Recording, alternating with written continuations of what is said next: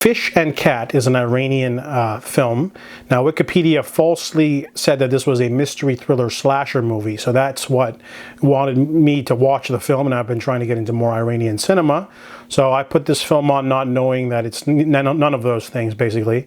This is a 135-minute one-shot film, which is commendable on a technical level, but nothing really happens. So I sat there watching the movie, waiting for something to happen. Nothing really did. We're following a restaurant run by three men. Apparently in the 90s they used human flesh and people disappeared, so they were under investigation for that.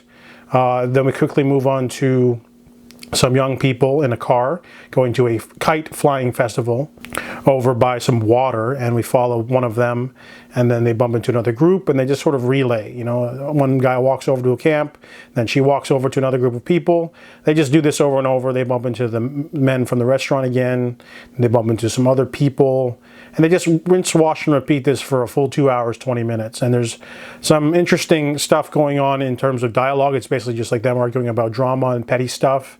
There's a really creepy scene in the middle of the film where one of the restaurant guys tries to lure one of the women out into the woods. That's the only creepy part of the film that has any like merit or worth. I think we need to drop the whole "this movie was done in one take" as an accolade, because that doesn't really mean anything if you don't have any choreography or any plot or anything going on. A couple years later, some German filmmakers made a bank robbery movie called Victoria, which was 2 hours, 40 minutes done in one shot. That's more impressive because they actually have like a bank heist in that movie, and if they mess up any point, they have to start all over and film 2 hours, 40 minutes.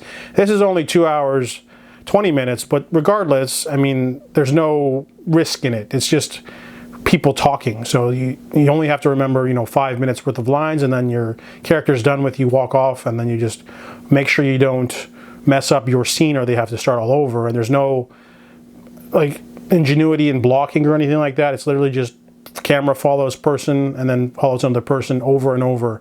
And then none of the conversations are very interesting. Anytime you jump back into a character we've seen before, they're still harping on the same drama or anything. And just because the movie's done in one take doesn't give it anything special. I mean, I was on Wikipedia browsing the list of films done in one take. There's lots of films that are better than this one, like PVC-1.